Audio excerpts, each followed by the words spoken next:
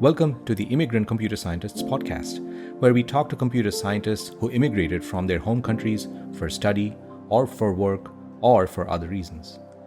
In these oral history interviews, you will find established and renowned computer scientists from across academia and industry narrating their experiences of immigrating from where they grew up to a completely different land, often the US. My name is Indy Gupta, and I'm your host.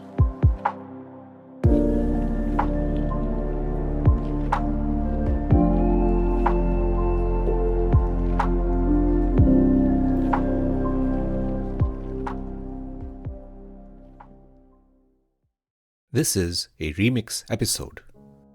As usual, you can find all episodes and detailed episode guides on our website, csimmigrant.org.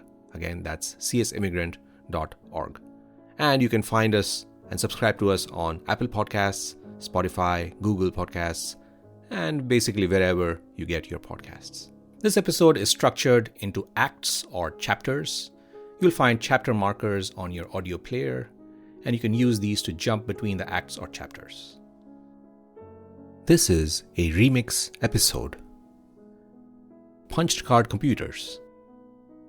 The 1960s and 70s were prehistoric times for computer science. Next up is Moshe Vardi, professor at Rice, who grew up in Israel in the 1950s to 1980s and immigrated to the US in 1981 for a postdoc. He talks of his earliest memory of programming and computers, when the entire university celebrated the upgrading of memory of the mainframe and the president came to celebrate. Listen on.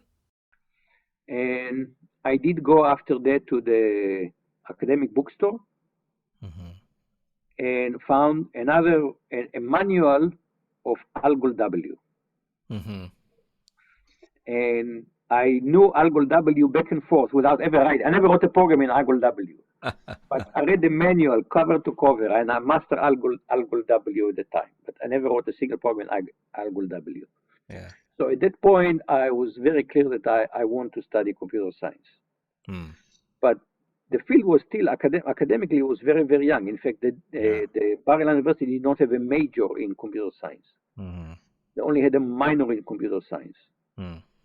So I majored in physics and minored in computer science. And this is very early days of the computational era, late 1960s, early 1970s, like you said. So I remember where they had a big event that the president of the university came to drink champagne when the mainframe was upgraded into one megabyte. 1 megabyte. 1 megabyte was such a big event that the whole leadership of the university came to celebrate. They've reached this milestone. That the mainframe now has 1 megabyte of memory. 1 megabyte is unimaginable today. 1 megabyte of memory. And the mainframe had 1 megabyte of memory. And that was an event, not that the sysadmins were celebrating. It was a university, I said the leadership of the university came to celebrate this 1 megabyte event. What was the first computer that you used? I think the first computer I used was the one in Tel Aviv University during this 2-week course. And I think it was CDC, maybe CDC 6000. Yeah, and this was Fortran programming, right? Fortran programming on punch cards, just this medieval period in computing. Tell us a little bit about your experience with punch cards programming. So I'll jump ahead a little bit to tell you about punch cards. Yeah. So remember that after in 1971, I go to do my military service. Yeah. And then I go back to let's see, I serve. When do I go back to college? I go back to graduate school in 1976. Okay, and to do a master degree in computer science. Right. And we had a project to do. So I go to look for what I was familiar with, a key punch machine. First of all, I wrote my program on whoever writes today a program on a sheet of paper. First of all, you write your program, right, and then you go to key punch it. And I said, where are the key? And then finally, in a dead-end hallway, dark hallway, I found a dusty key punch machine. I said, okay. I found one and I sit down and I start punching the cards. And somebody walks by and says, "What are you doing?" I said, "I'm punching the cards for my project." And he says, "Punch card? Nobody uses punch cards anymore." So I said, "How do you enter your job?" "You use a terminal." "Really? What is a terminal?" So this gap that I had between when I took the first programming course, which was 1970, and just a few years later, the world has changed. The microcomputer was introduced. Yeah. NP completers was introduced. So big theoretical revolution and big practical revolution. So I did not yet see microprocessors at all, but there were terminals. Now if you wanted to submit a job, you had a terminal, and that's how you submit your job. So I had to learn how to use terminals. So somebody saw me trying to punch cards, and it was as if I doing my project with a hammer and a chisel today. Imagine you see someone using a hammer and a chisel to write a project, to write a writing assignment. And this happened in just a space of a few years. Very short. But this year, I think people don't realize the 70s was a big of, in theory, there was a huge change, the introduction of NP completeness. The paper was 1971. In fact, we just celebrated 50 years to Cook's paper. Yeah. And Gary and Johnson was 1979, kind of became the Bible that we all read. I read it cover to cover when I was I was a PhD student. So huge changes. Microprocessor was invented in the 1970s. So 70s were a big period of big changes. And in the background, we don't know also the internet was developed. Okay, internet was first 1969. So again, the major development of the internet happened also in the 1970s.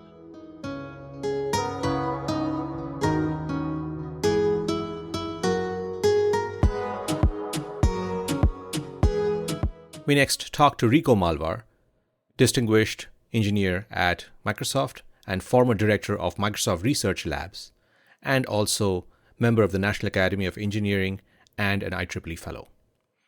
Rico grew up in Brazil. He did his BS at Universidade de Brasília from 1974 to 77, and then his MSc at the Universidade Federal do Rio de Janeiro from 1978 to 79. He talks about, among other things, using punched card computers. When in your life did you encounter your first computing machine or computer? I was already in college. It was my second year of college. It's the first time I took one of those scholarships for students for research purposes. So the universities always have this. It was one of those undergraduate research opportunities. And I applied for and I got it. And I remember with Professor Carlos de Moura, who was a professor in the mathematics department, more on applied math. And I talking to him and say, "Oh, Rico, we can use the computer here." And I say, "Aha, computers, that sounds good." Because math plus stuff that you build and work. So I'm not going to build a computer, but I'm going to get to play with the computer. So it was great because then I got introduced to numerical math, applied calculus, and he was a great advisor. I still am in touch with him to this date. Just the other day, he's been retired a long time ago, but it's nice to see that, after all these years, 50 plus years, we're still in touch. And that's how I got introduced. And the funny thing is that the computer, remember, we're talking 1975 in Brazil, third world country.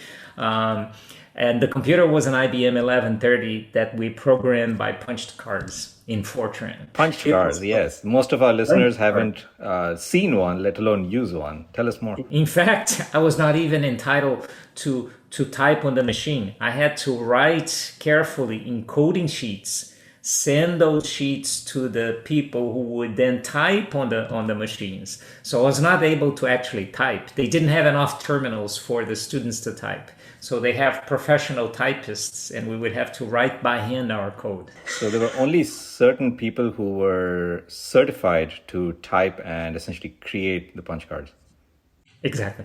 Yeah. How long did it typically take for computation to finish once you submitted the punch cards? Oh, it was typically like, that's a good question. We would submit it and then they would say, yeah, come back tomorrow, maybe in 2 days. And your tiny little program will be ready a couple of days from today, which was completely crazy. But, that's how we started 50 years ago. The output of the program would also be on punch cards? Typically, the output would be printed. They would say, don't write programs that generate more punch cards, just do printouts. And then again, we would have to go to a room and ask somebody, do you have a printout for me? And then that's how we knew if the program, and every now and then the program did not run correctly. And they say, oh, you got the printout. Oh, there's a bug. 2 more days to run it again. So the productivity was very low. Finding bugs in programs must have been really, really hard back then. It was. What stage in your career did you stop using punch cards and move to the new kinds of computers? That was 75. Then 2 years later, I was graduating. And then 79, a few years later, after my master's, the master's was mostly theoretical. But then I was back to being more practical. But at that time, we had terminals. So the university, so now I'm talking 1979.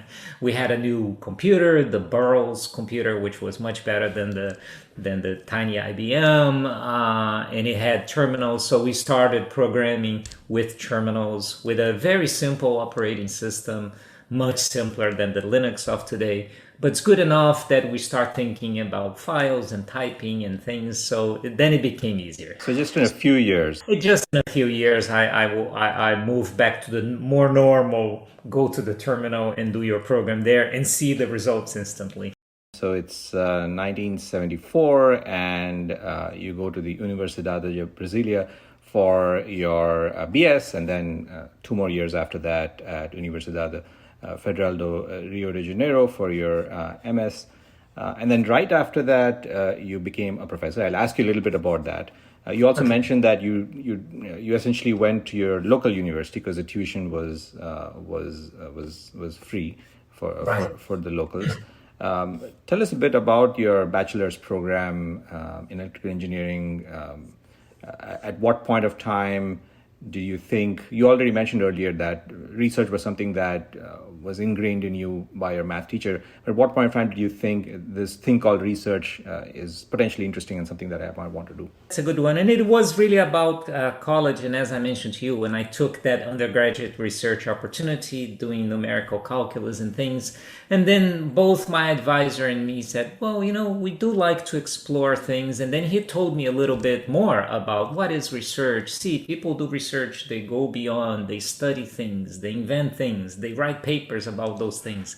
And then he would actually carefully select a few papers that even I, midway through college, would be able to read and understand to some. See, this is kind of what a researcher does. You could do well on that. And I had some mixed feelings because I felt I would be more building things as a true engineer in the real world. But being a researcher was also cool. And I figure, and then he would tell me, you can be both. Why don't you study enough, go through grad school, become a researcher, and then try to apply that in the real world, because then you can maybe do more advanced things. And I said, okay, that's a good thing. So at that time, the more I spoke to him, the more I built the idea, I think I want to go to grad school. And then my parents, of course, said, but of course you want to go to grad school, so go for that. So it was like that. So by the time I finished college, it was pretty certain, okay, as long as I find the opportunity and I qualify for, I'm going to go for grad school. And that's why I went to Rio, because they had a very good master's program. And that, especially at that time in Brazil, people would really first do the master's and then think if they want to do a PhD or not. Very rarely somebody would go in already to do a PhD and get the master's along the way. It was more like, I'm going to a master's program, and that's another story if I want to do. So I took a step at a time and I did the master's first. Then I came back to Brasilia, started teaching a little bit, applied for a scholarship to come to the US to do the PhD, and that's how it happened. So I did master's, worked a little bit as a entry-level professor for 3 years, and that's when I took off to do my PhD. Was there a PhD program in Brazilian universities back then? Yeah, actually, there was, and at the Federal University of Rio de Janeiro. Not that great. It's a lot better now. They were in the early days of putting together a PhD program. So my master advisor, with whom I have kept in touch as well, he always said, look, you can get a great master's program here. We have a good program. We're good professors, but if you want a PhD in signal processing, you're going to have to go to the US or Europe. You need to leave because we don't have programs at the right quality. So he also advised me well. And it was common for universities to hire faculty with a master's degree? Today, no. Today is just like here. Your PhD is a requirement. But at that time, because there weren't that many people with PhDs, they would say, look, we will hire you at the assistant professor level, not on a tenure track, right? So you're not counting years for tenure, but you can already be here in the faculty and start learning to be a professor and all of that. But then within a certain period of time, you have to start a PhD program. If you don't start, you're out. On the other hand, if you do start in a good school, you get a leave of absence to go get your PhD, come back, and then you come back on a tenure track position. And that's roughly the path I took. It sounds like it's a stepping stone by the universities to encourage young aspiring researchers to get a PhD. Exactly. And the equivalent of NSF in Brazil, the CNPq, they actually created, at that time, it was actually quite big program of scholarships to pick up the best young folks in Brazil and give them the scholarship so they could go to places like MIT and other places. And in fact, when I went to MIT, I had a whole set of colleagues from Brazil. There were like 20 of us or something like that. So somewhat along those lines, I want to ask, so from your batch, the BS students batch, Bachelor of Sciences class in electrical engineering, what fraction of them would you say went to graduate school and what fraction of them did other things in their professional career? Well, it turns out that employment opportunities in Brazil were quite limited at that time. Today is much better because, the world is flat and there's less difference among countries these days. But at that time, it was difficult. So the percentage of folks who actually continue with an engineering career was only maybe 20%. Other people would say, okay, I have an engineering degree, but there is a job here in the government being an accountant. I'm going to take that. I'm going to take some accounting courses. I'm going to take that because that pays well. And I couldn't find a job as an engineer. And I would say a small percentage, maybe 5%, I'm not sure, but probably not much more than that, like me, went off and continued their studies on grad school, roughly speaking. Today, the percentages are a little better because we have the programs there. There's a much more vibrant industry to absorb the people and so forth. So back then, many studied engineering because they were interested in it. However, there was not really a job market for. Not really a path to be an engineer, really a professional engineer. So they did something else. So if you went to your local office, the accountant or whoever is running the office there, you might meet them and they might actually turn out to be an engineer, very well trained. Exactly. And that was actually quite common, as much as almost half the class. The next voice is Tal Rabin, head of research at Algorand Foundation and professor at UPenn. Tal grew up in Israel starting from the 1960s and immigrated to the US in 1994 for her postdoctoral studies. Tal describes getting email earlier than most of the rest of the world because her dad was a computer science professor. Email was so rare in those days in the 1980s that it was monitored. Listen on. And a little tidbit is that I have had email since 1983. Because we realized that this email existed and my father was half a year away at Harvard teaching. So we thought that this would be a very convenient way for communicating. That we understood. And the phone calls were really expensive, like a few dollars per minute. So I got email. Sort of the university agreed to give me the email so that I could communicate with my father on matters of urgency. One day, I'm called by the head of the department, and he says to me, I've been monitoring your emails, and I see that you are also writing personal emails to your father. This should stop. Think about it now. If somebody would come and say this to you, I mean, you'd flip. And it seemed like a normal thing that he was looking at my email, and the thought that you need to conserve on the emails because it's only for really important things. Yeah. I guess there's two aspects there. One is that someone is actually reading and monitoring your emails. And then the second is, well, we need to save some bytes by not sending personal emails. Exactly. It's phenomenal. Nobody would think about it today. Such a different time in computing back then. Yes. What was the first programming language you ever programmed in? Oh, it must be Pascal. And that was in college, that was in university too? Yes, in my introduction to computer science. This was my, as I said, first encounter with things, and I think it was taught in Pascal. Computer scientists are often prone to thinking while sitting in front of a monitor. I'm sure you've done it a lot of times. However, both Moshe Vardi earlier and now Tal Rabin up next talk about the importance of doing computer science with a pen and paper. What was your creative process back then, and what is your creative process now if it has changed? How do you think about a problem? Do you like to think about it in the back of your mind as you're doing other things? Some people do that. Others just sit down and just work on it for an hour or so. How's your creative process? So I don't know much about it, but I know that I need to be holding a pen and have a paper. Sometimes I never write anything, and sometimes I'll write like one word or two. But I do sit and focus. I sit and think about it, or lie in bed and think about it, but it's concerted thinking. I'm focusing on the problem. But definitely sometimes I'm walking on the street and suddenly I think, oh, here's a point. So it's really a combination of these things. And of course, I work with people. Not on my on that first problem. Then I worked mostly alone, and I spoke to Michael from time to time. But today, of course, I collaborate more. Yeah. And almost exclusively, most papers are with others, and so we also work together and talk.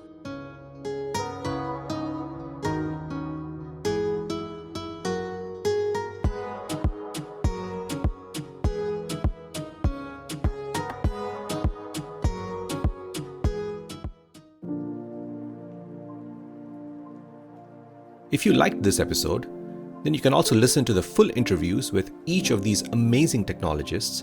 Each interview features the origin story of the technologist, their educational path, their decision and thoughts on immigration, obstacles they faced along the way, and a discussion on their retrospectives and perspectives.